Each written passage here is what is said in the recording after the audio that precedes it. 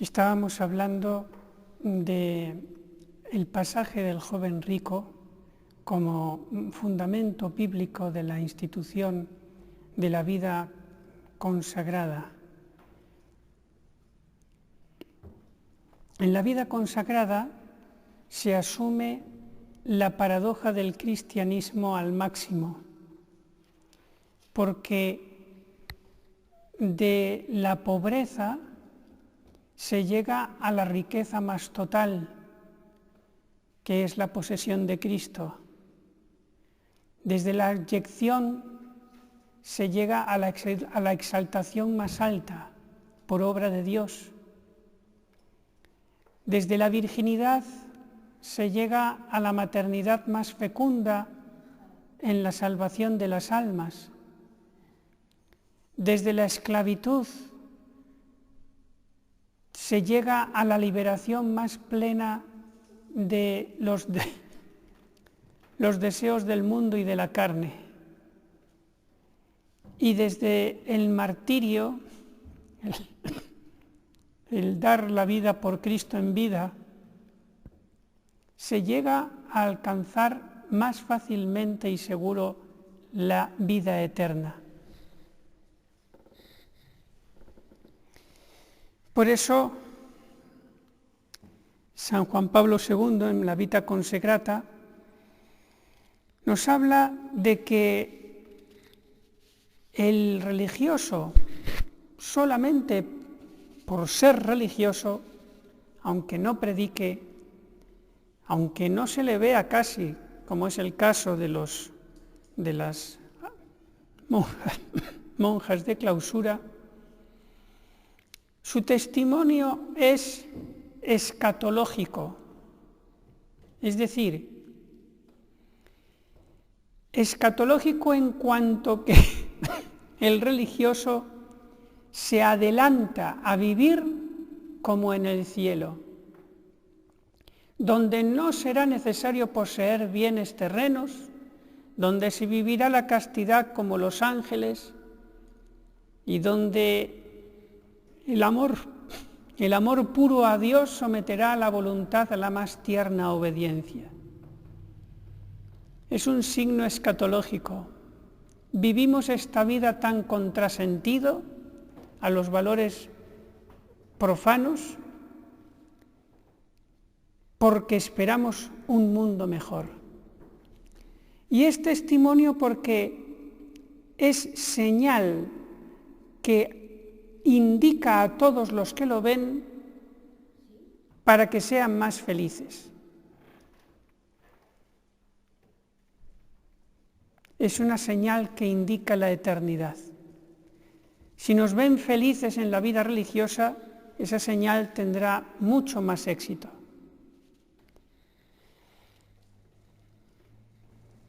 La razón para abrazar la vida religiosa es el deseo de ofrecerse en sacrificio a Dios. No tanto la paz interior, que está bien, no tanto el asegurar la salvación, que también está bien, y veremos más adelante que asegurar la salvación en la vida religiosa puede ser motivo sobrenatural para abrazar la vocación, pero no es el fin más principal. El principal es el ofrecerse en sacrificio a Dios. El fin primario del religioso es dedicarse al servicio de Dios orando. Por eso son llamados religiosos, dedicados a la virtud de la religión, que es la primera de las virtudes morales. Por eso se les llama religiosas, porque su ocupación principal es orar. Y cuando falta tiempo, tiene que caer cualquier otra cosa que la oración.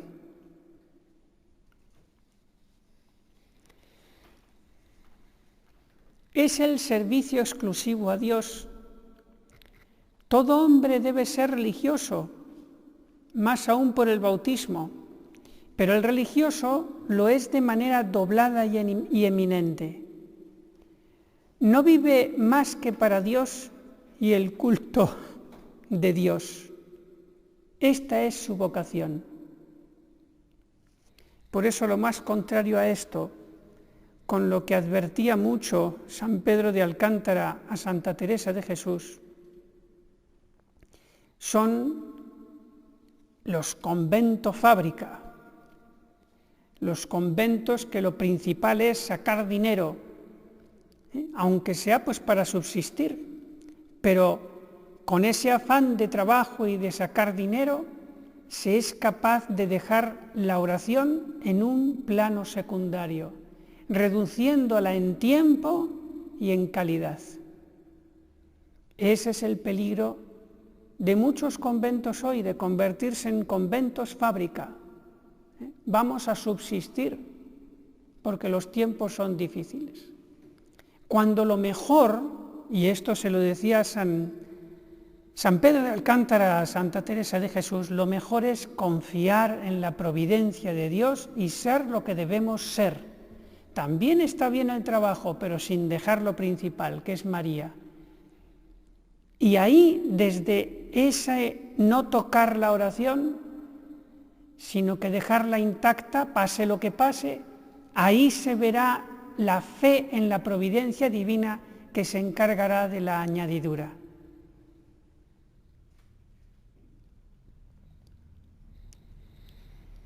Los conventos fábrica, deseando subsistir por medios naturales, acaban quedando abandonados, porque solamente sostiene un convento el auxilio sobrenatural.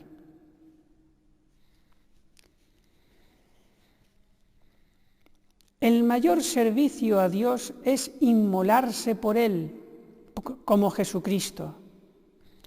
Es morir al mundo y vivir para Dios. El sacrificio de alabanza y el cumplimiento de los votos es el sacrificio más perfecto y agradable a Dios después de la Santa Misa y el martirio. El don de sí a Dios es universal. Todo lo recibido de Dios se le devuelve en la vida religiosa. Y además es irrevocable. Una vez dado a Dios toda nuestra capacidad, todos nuestros bienes, todo nuestro ser, una vez dado a Dios sería robo sacrílego reservarse algo, como fue el caso de Ananías y Zafira, que mintieron a Pedro, mintieron al Espíritu Santo y cayeron muertos. El religioso ha de apartar de sí todo lo que disminuya su entrega.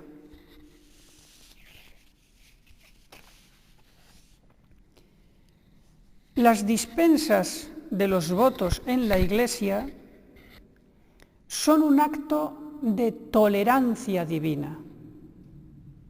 No es tanto el que si me dan la dispensa ya tengo la voluntad de Dios, que quería que fuera dispensado. No es eso. Es un acto de tolerancia para no romper la caña quebrada.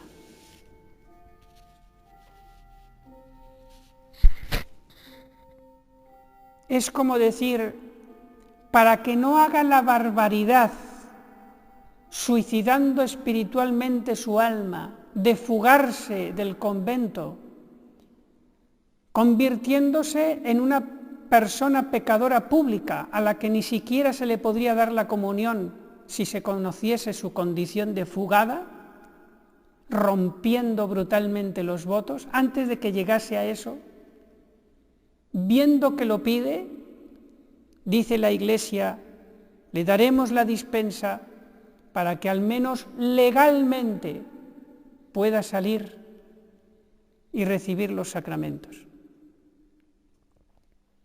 Pero en realidad es tomar de Dios lo que antes se le había dado, que Dios lo devuelve con disgusto.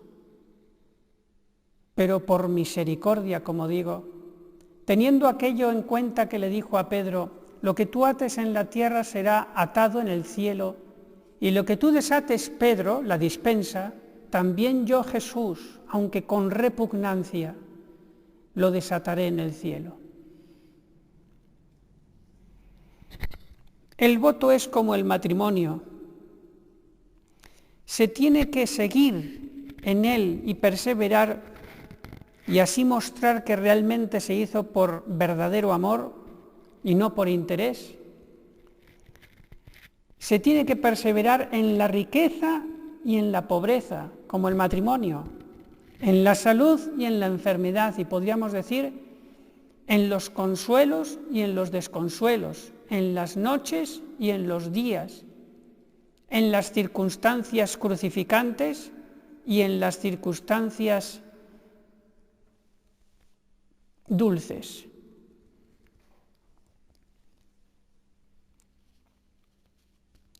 Ahí es donde se prueba que cuando se hizo los votos no había interés propio, sino más bien amor.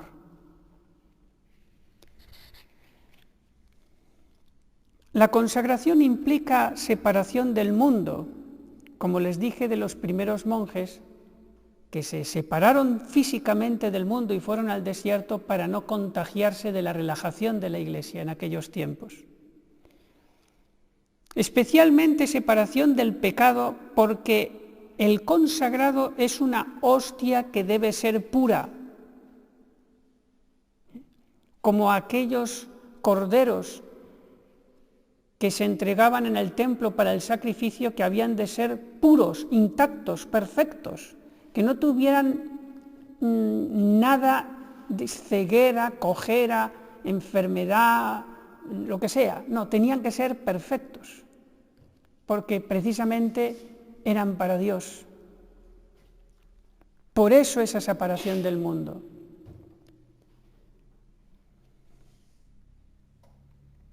El hábito y la clausura son símbolo de la separación del mundo, de cuerpo y alma.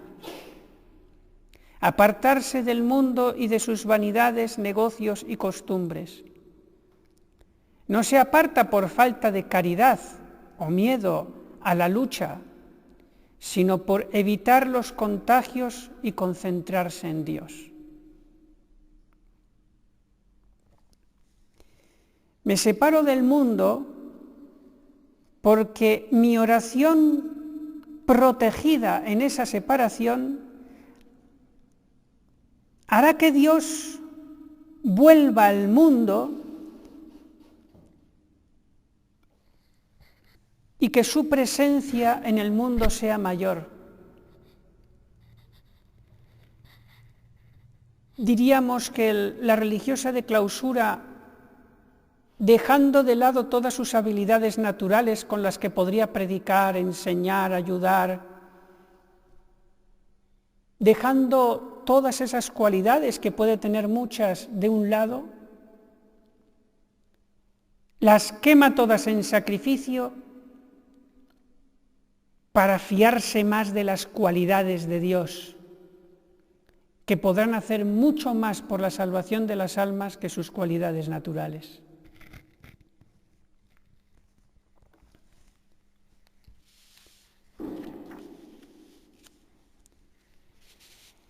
El holocausto del religioso es el sacrificio del egoísmo, que duela sin quejarse. Esto es muy importante. Repito, todos tenemos egoísmo, a todos nos duelen las cosas, los desprecios, humillaciones, la falta de independencia, que sospechen de nosotros, etc. Todo eso siempre duele. Pero que nos duela, repito, sí, sin quejarnos. Entonces ese dolor que manifiesta nuestra imperfección, a la vez nos cura.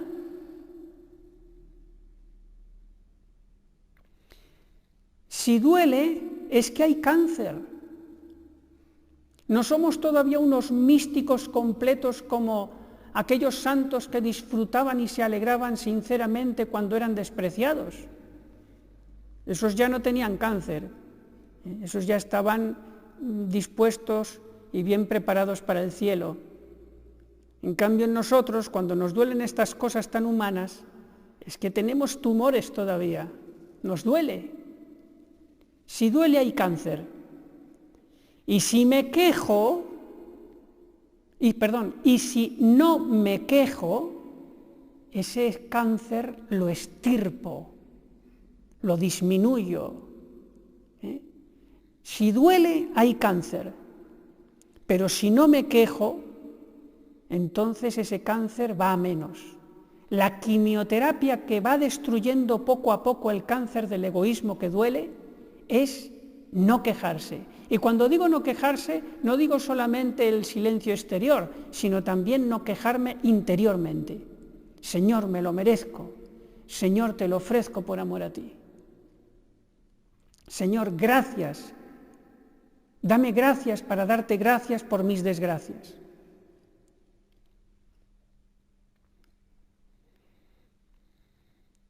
El religioso que muere espiritualmente así es como los mártires. Es renunciar a ser mío, a tener derecho a mí. Solo alegrarme de lo que se alegra Dios, solo sufrir por lo que sufrió Dios.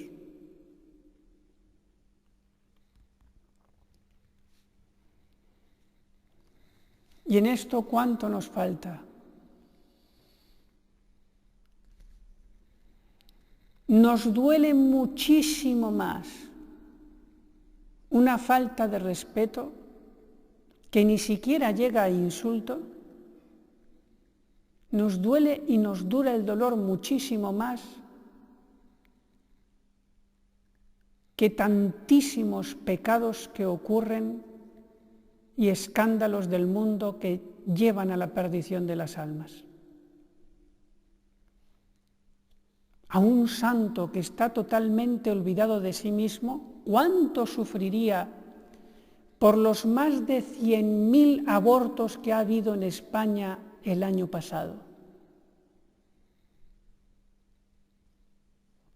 ¿Cuánto sufriría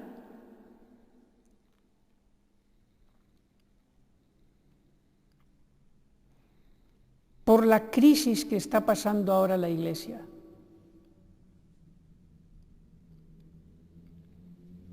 Se olvidaría totalmente de lo que le hagan a él, porque está fuera de sí por el amor. En cambio, el egoísta tiene un mundo pequeño, extraordinariamente pequeño. Solamente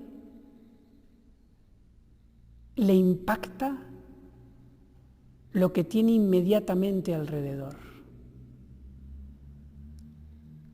El mundo del santo es mucho más grande, abarca mucho más lejos. La irradiación de su amor va hasta el horizonte.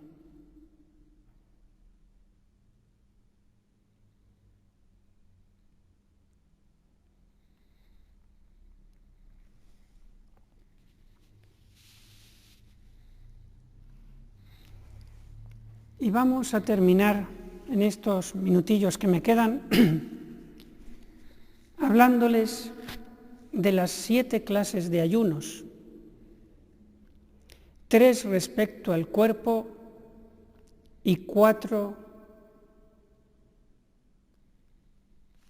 3 respecto al cuerpo, 3 respecto al alma y una que abarca tanto el alma como el cuerpo, para completar ese sacrificio del religioso. En cuanto al cuerpo, primero la comida o bebida, la alimentación, que se puede aplicar el ayuno en cuanto a la cantidad como a la calidad de los alimentos, a la austeridad de los alimentos. Y es muchísimo más fácil hacer ayuno de calidad que de cantidad, porque de cantidad al fin y al cabo uno no puede pasarse porque puede caer enfermo por comer demasiado poco, pero en calidad de alimentos, de gustillos, ¿cuánto uno podría hacer? Muchísimo, sin perder la salud. Y dejar para los días especiales, por ejemplo, domingos, el tener alguna cosa especial, muy bien, pero solo en honor del Señor. En cuanto al ayuno de esa tendencia tan fuerte que es el sexo, abstinencia total del deseo sexual y cautelas exigentes, huyendo totalmente de las ocasiones. Esa es la segunda clase de ayuno. Tercero, ayuno de la comodidad. Evitar lo cómodo, aplicarse penitencias físicas activas y ofrecerlas pasivas, sin queja. Aquí también hay mucho campo de quitarse lo cómodo. Y ahora, entrando en los ayunos espirituales, que son los que más ponen el dedo en la llaga, que son los más difíciles, y que ha habido en la historia muchos que han tenido unos ayunos tremendos de cuerpo y que después en los del alma han fracasado, cuando son los más importantes. Cuarto ayuno, primero del espíritu, ayunar de la curiosidad. El ayuno de medios de comunicación, en lo que la prudencia diga, porque de algo nos tenemos que enterar. Y ayunar también del medio de comunicación más antiguo de la historia del hombre, que es el cotilleo. El estar entre unos y otros hablando de los demás y esto y tal, y aplicar ahí el silencio de la regla. Eso es el ayuno respecto al entendimiento, incluso respecto a la memoria, a los recuerdos. Quinto ayuno, la afectividad. Como decía San Juan de la Cruz, no buscar ser amado, sino hacer las cosas por amor sin esperar ser amado.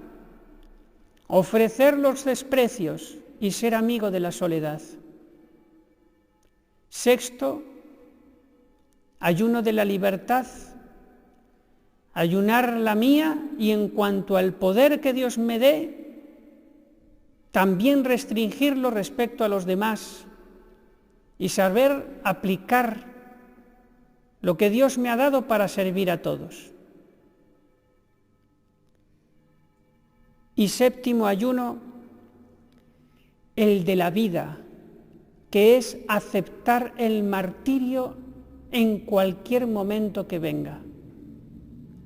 Y ese martirio puede venir por cómo visto, si cuando salgo estoy identificado como persona consagrada a Dios. También puede ser provocado por cómo hablo, si digo cosas que irritan a los que están en pecado. Puede ser también por dónde voy, si me envían a una misión peligrosa, y hasta por lo que no hago, si alguna vez en conciencia digo que no y me quitan la vida.